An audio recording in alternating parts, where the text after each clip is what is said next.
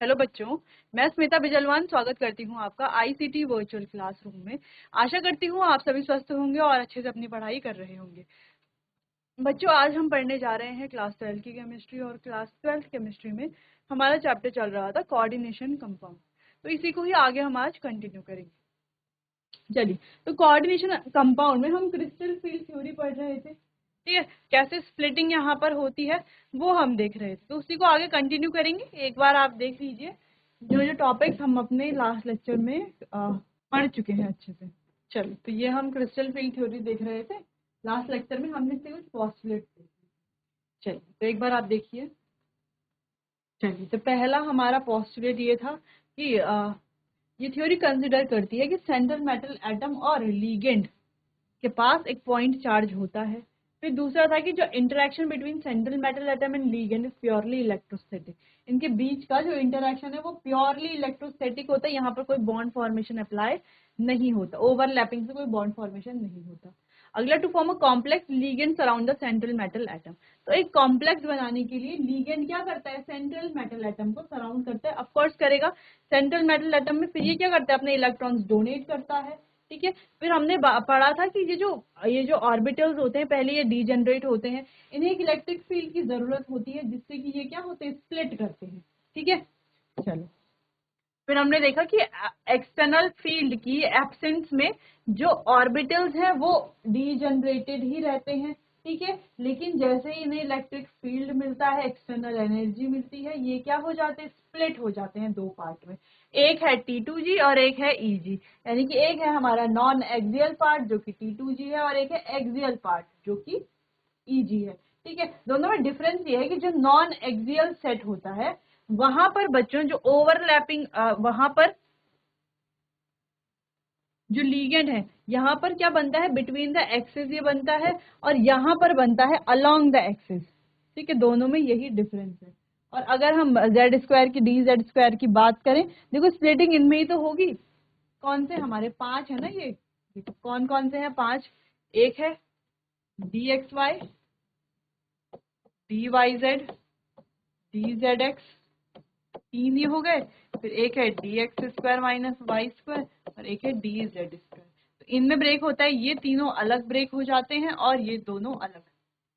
ठीक है, इस तरीके से ये ब्रेक होते हैं। ठीक है, अब ये होता है यहाँ पर होता है बिटवीन द एक्सिस और यहाँ पर है अलोंग द एक्सिस। जबकि DZ² जो अलोंग द एक्सिस है लेकिन बीच में एक रिंग बनती है। ठीक है, और इस रिंग में 1/3 इलेक्ट्रॉन डेंसिटी लाई करती है। ठीक है, चलो, क्लियर है इतना। एक और पॉइंट हमने डिस्कस किया था जहां पर हमने देखा था कि सिमेट्रिकल फील्ड और अनसिमेट्रिकल फील्ड क्या होता है। सिमेट्रिकल फील्ड यानी कि जहां पर जो एनर्जी है वो सेम रहती है और रिपल्शन जो है वो इक्वल होता है। अब इक्वल एनर्जी सेम रिपल्शन की वजह से जो हमारे ऑर्बिटल्स हैं वो डीजेनरेटेड ही रहते हैं, जैसे हैं वैसे ही अपने आप को मेंटेन करके रखते हैं, यानी कि डीजेनरेट ही रहते हैं। लेकिन जो हमारा अनसिमेट्रिकल फील्ड है तो यहाँ पर डिफरेंट एनर्जी हो जाती है और अनइक्वल रिपल्शन होता है। अब अनइक्वल रिपल्शन की वजह से होता क्या है कि जो ऑर्बिटल्स हैं उनकी जो डीजेनरेसी है वो लॉस्ट हो जाती है, वो चली जाती है। और यहाँ पर क्या होता है, स्प्लिटिंग हो जाती है ऑर्बिटल्स की, और इसी स्प्लिटिंग को कहा जाता है क्रिस्टल फील्ड स्प्लिटिंग। ठीक है, क्रिस्टल फील्ड स्प्लिटिंग इसे ही कहा जाता है। इस तरीके से EG और T2G यानी कि एक है एक्सियल सेट और एक है हमारा नॉन एक्सियल सेट, इसमें ये ब्रेक होता है। अब ध्यान देने वाली बात यह है कि ऐसा नहीं कि हमेशा जो है कि EG वाला ऊपर रहेगा T2G नीचे रहेगा, नहीं, ये डिपेंड करता है कौन सी ज्योमेट्री हम, कौन सा कॉम्प्लेक्स हम देख रहे हैं। तो ये कौन सा कॉम्प्लेक्स हम बना रहे हैं। तो टेट्राहेड्रल कॉम्प्लेक्स होता है एक, एक हमारा ऑक्टाहेड्रल कॉम्प्लेक्स है और एक हमारा स्क्वायर प्लेनर कॉम्प्लेक्स है। तो तीनों में ही स्प्लिटिंग अलग अलग तरीके से होती है। क्लियर है, चलिए, तो एक बार देखिए आप इसे। चलिए, फिर आगे हमने देखा कि कैसे ऑक्टाहेड्रल में स्प्लिटिंग होती है, एक हमने इंट्रोडक्शन देख लिया था। चलो, अब इसको आगे बढ़ते हैं और इसको पढ़ते हैं और समझते हैं। जो भी हमने यहाँ पर कल यानी कि अपने लास्ट लेक्चर में पढ़ा था उसको थोड़ा समझते हैं आगे डिटेल में। तो देखो, हम ऑक्टाहेड्रल कॉम्प्लेक्स की बात कर रहे थे। तो to form a octahedral complex. तो एक ऑक्टाहेड्रल कॉम्प्लेक्स को बनाने के लिए लीगेंड मॉलिक्यूल या ligand will approach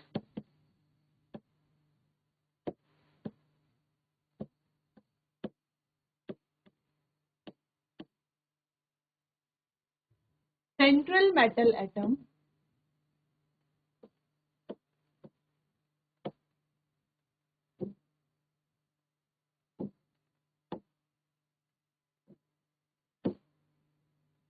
along the coordinate axis। कैसे ये इसको अप्रोच करेगा? कोऑर्डिनेट एक्सिस के अलोंग अप्रोच करेगा। कैसे देखो,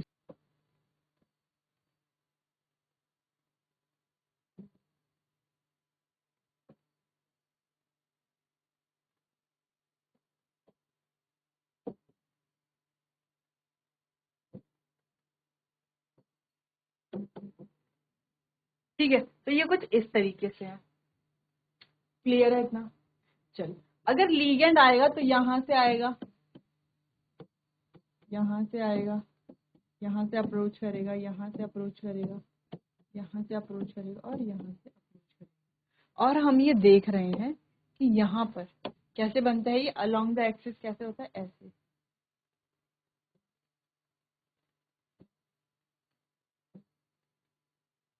अलोंग द एक्सिस ऐसे ये होता है। ठीक है, अगर हम डी जेड स्क्वायर की बात करें तो ये कैसे हो रहा है बच्चों? देखो, ऐसे ऐसे। यहाँ पर क्या है? एक रिंग है। जिस रिंग की बात हमने क्या की थी कि ये जो रिंग है, यहाँ पर 1/3 इलेक्ट्रॉन डेंसिटी लाई करती है। ठीक है, 1/3 इलेक्ट्रॉन डेंसिटी यहाँ पर लाई करती है। तो अब आप क्या देखोगे, ये वाले लोब्स जो आपको दिख रहे हैं, ठीक है, जब लीगेंड यहाँ से आएगा तो यहाँ पर रिपल्शन होगा। ठीक है, रिपल्शन होगा। जब यहाँ से लीगेंड आएगा, इसके लोब्स ज्यादा बड़े हैं, बाहर है, ठीक है, तो रिपल्शन होगा। रिपल्शन की वजह से क्या होगी? स्प्लिटिंग होगी, एनर्जी ज्यादा होगी, जिस वजह से स्प्लिटिंग होगी। क्लियर है इतना? चलो, इसको आप एक बार नोट करो। चलिए, तो यहाँ पर हमें लिखना है, since the ligand molecule approaches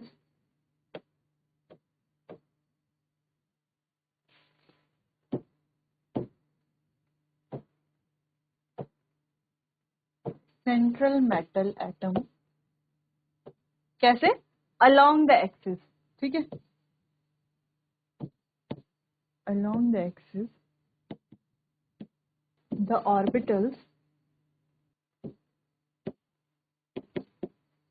orbitals whose lobes are along the axis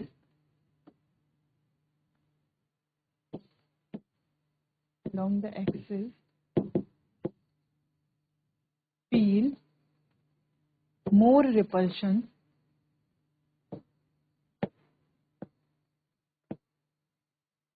and due to this the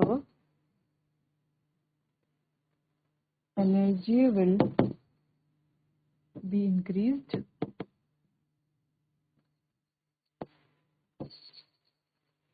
and the splitting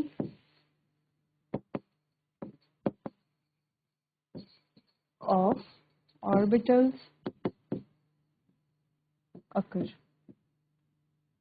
ठीक है, तो देखो हुआ क्या, लीगेंड मॉलिक्यूल ने जैसे अप्रोच किया सेंट्रल मेटल एटम को एक्सिस के अलोंग, ठीक है, एक्सिस के अलोंग, ठीक है, the orbital whose lobes are along the axis. तो जिनकी लोब क्या थी? एक्सिस के अलोंग थी, उन्हें ज्यादा रिपल्शन फील हुआ, जिस वजह से एनर्जी में क्या हुआ? इंक्रीमेंट हुआ, एनर्जी इंक्रीज हुई और स्प्लिटिंग यहाँ पर हो गई। और कैसे स्प्लिटिंग हुई? एक एक्सियल सेट टूटा और एक नॉन एक्सियल सेट। ठीक है। एक्सियल सेट यानी कि जहां पर जिनकी एनर्जी ज्यादा है। एक्सियल सेट का मतलब क्या है, जो अलोंग द एक्सिस हो रहा है, ठीक है, जिनकी एनर्जी जैसे कि आप देख पा रहे हो इनकी एनर्जी क्या है, ज्यादा है, ठीक है। तो ये दो सेट में टूटता है, एक एक्सियल सेट और एक non axial set. Axial set यही वाला dx² माइनस वाई स्क्वायर और dz²। तो इनकी एनर्जी ज्यादा बढ़ी ना, यानी कि ऊपर की तरफ क्या जाएंगे, ये वाले जाएंगे। जैसे हमने यहाँ पर देखा था, है ना, ये जो 5 ऑर्बिटल्स हैं ये ब्रेक होंगे Eg और T2g में, ठीक है। T2g यानी कि वो जो 3 ऑर्बिटल्स हैं हमारे जो कैसे हैं, नॉन एक्सियल हैं, और Eg यानी कि जो हमारे एक्सियल हैं। तो ये एक्सियल और नॉन एक्सियल में तो टूटेंगे, जैसे कि हमने अभी देखा कि जो ऑक्टाहेड्रल कॉम्प्लेक्स है उसमें ऐसे ही टूटेगा, है ना, एक्सियल में और एक नॉन एक्सियल में। लेकिन हमने देखा क्या कि एक्सियल वाले के जो लोब्स हैं वो ज्यादा क्या करेंगे, रिपल्शन फील करेंगे और उनकी एनर्जी ज्यादा बढ़ेगी। यानी कि ऊपर कौन जाएगा, Eg वाला, क्योंकि इसकी एनर्जी ज्यादा बढ़ रही है, और नीचे कौन रहेगा, T2g वाला, क्योंकि इसकी एनर्जी ज्यादा नहीं बढ़ रही। यहाँ पे रिपल्शन ही नहीं हो रहा क्योंकि, ठीक है। इतना समझ में आया। पहले आप इसे नोट कीजिए, फिर हम इसे बनाते हैं कि कैसे यहाँ पर स्प्लिटिंग होती है। तो अभी हमने जैसे कि देखा कि दो सेट में टूटा है, एक एक्सियल में एंड नॉन एक्सियल। तो एनर्जी होती है एक्सियल वाले की ज्यादा नॉन एक्सियल वाले से। एक्सियल वाले हमारे हैं Eg, नॉन एक्सियल वाले हैं T2g, ठीक है। इतना ध्यान रखना है आपको, बस ये चीजें, ठीक है। चलो अब ऑर्बिटल्स को देखते हैं तो कैसे यहाँ पर होता है।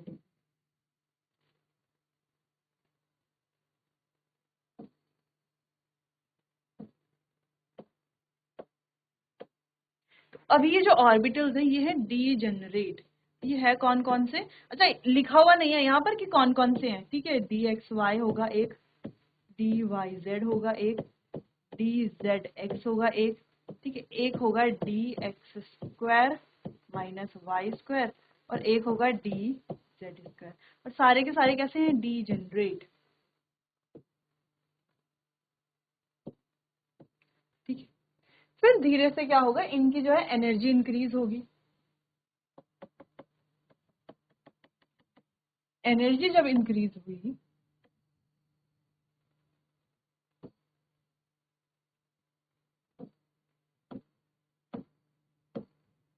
इसे कहा जाता है बैरी सेंटर, जहां पर सबकी एनर्जी इक्वल क्या हो गई, इंक्रीज हो गई। इस बैरी सेंटर को मीन एनर्जी लेवल भी कहा जाता है, ठीक है। इस बैरी सेंटर को मीन एनर्जी लेवल भी कहा जाता है। अब ये जो बैरी सेंटर है यहां से होती है स्प्लिटिंग। स्प्लिटिंग कैसे, दो पार्ट्स में,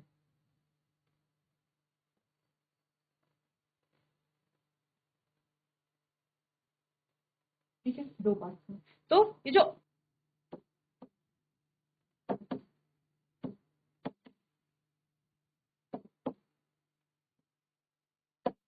स्प्लिटिंग इन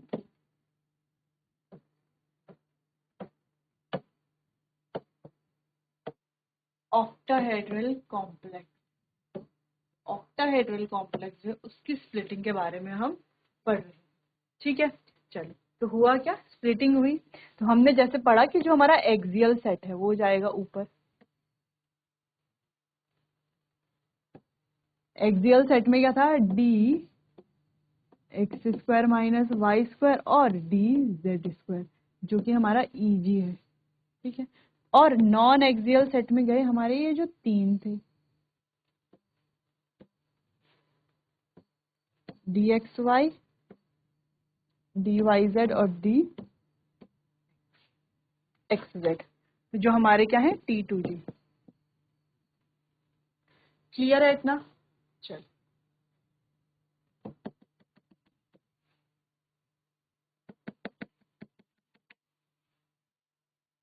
क्लियर। चलो अब हम बात करते हैं यहाँ पर एनर्जी गैप की। यहां से लेके यहां तक जो है इस पूरे को हम बोलते हैं डेल्टा,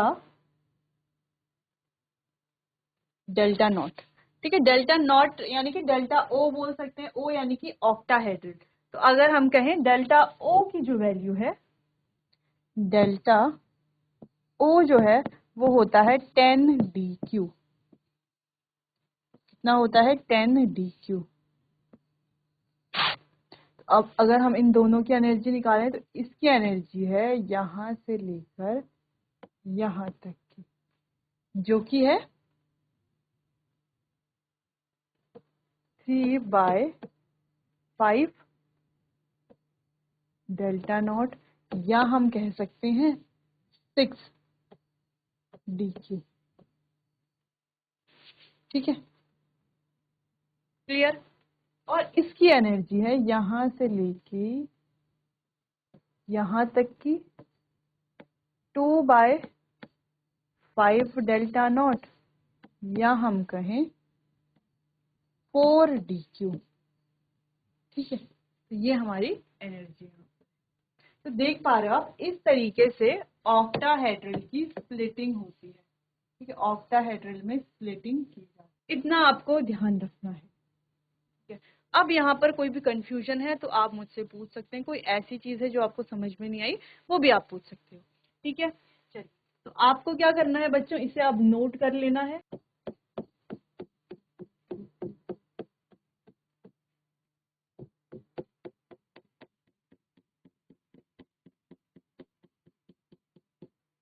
ठीक है, अब आपको इसे नोट कर लेना है, फिर हम टेट्राहेड्रल में स्प्लिटिंग के बारे में पढ़ेंगे। चलिए, तो इसे अब आप नोट कर लीजिए अच्छे से, फिर आगे बढ़ते हैं। चलिए, इसको हम सिंपली लिख सकते हैं,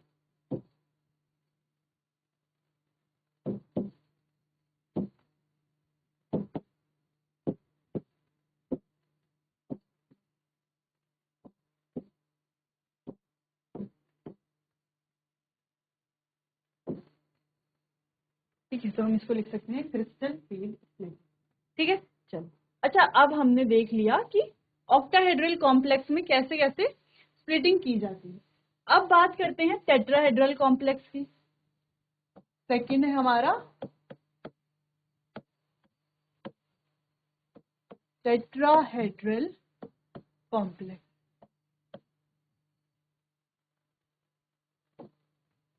वहां पे अभी हमने ऑक्टाहेड्रल में क्या देखा था, अलोंग द एक्सिस, यहाँ पर हम देखेंगे बिटवीन द एक्सिस। कैसे देख, सबसे पहले ये है एक्स, वाई, ये है जेड। ठीक है, तो टेट्राहेड्रल का स्ट्रक्चर कैसा होता है? ऐसा। तो ये जो एंगल्स होते हैं, ये एंगल्स कितने कितने में बनते हैं? 10 कितने में बनते हैं? 109 डिग्री 28 मिनट में। ठीक है, एक ऐसा,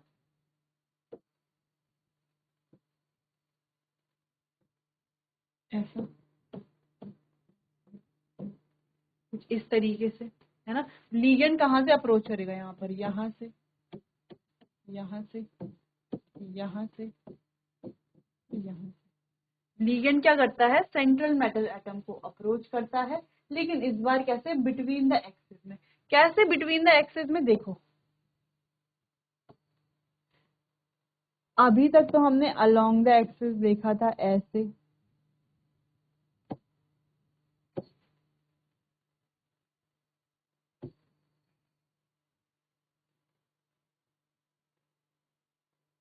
लेकिन अब यहाँ पर होता है between the axis.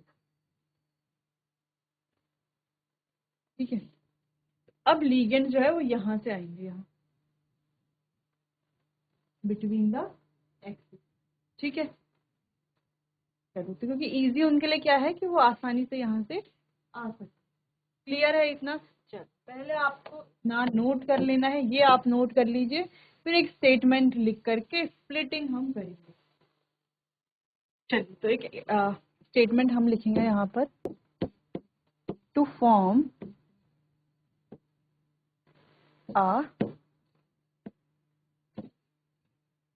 tetrahedral complex, ligand will approach the central metal atom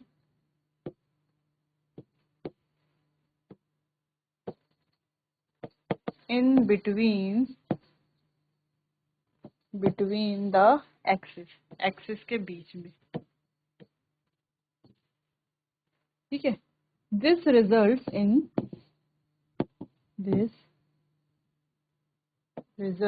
in the increase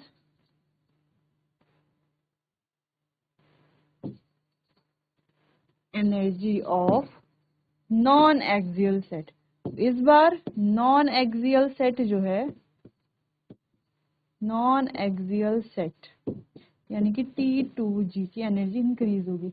energy increase क्यों होगी? क्योंकि एटम जो है इन बिटवीन द एक्सिस क्या करेंगे?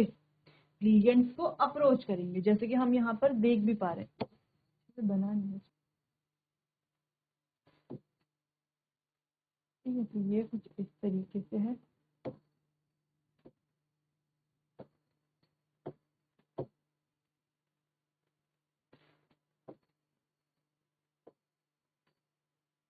ठीक है, तो कैसे ही अप्रोच करेगा? In between the x,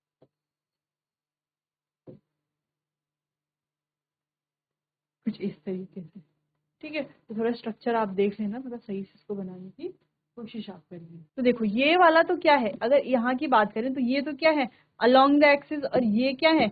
between the axis, ठीक है। तो एक्सिस के बिटवीन में जब ये क्या करेगा, लिगेंड इन्हें अप्रोच करेगा, जिस वजह से नॉन एक्सियल सेट की एनर्जी क्या होगी? इंक्रीज होगी।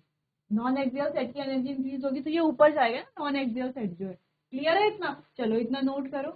चलिए, तो सेम ऐसे ही आपको बनाना है, जैसे हमने ये वाला बनाया है ना, तो सेम ऐसा ही आपको बनाना है। लेकिन करना क्या है इस बार देखो बेरी सेंटर तक तो सेम ऐसा ही होगा, लेकिन उसके बाद क्या होता है? इन बिटवीन द एक्सिस के बीच में, जिस वजह से T2G की एनर्जी इंक्रीज हो रही थी, तो हम क्या करेंगे? T2G को ऊपर ले आएंगे और EG को नीचे ले आएंगे, ठीक है। सेम ही बनेगा यहाँ पर भी। तो चलो, तो इसको बनाएंगे बच्चों हम अपने आने वाले अगले सेशन में, वहीं पर इसे डिस्कस करेंगे। आज के लिए बस इतना ही, मिलते हैं अपने आने वाले अगले सेशन में। तब तक के लिए आपका बहुत बहुत धन्यवाद।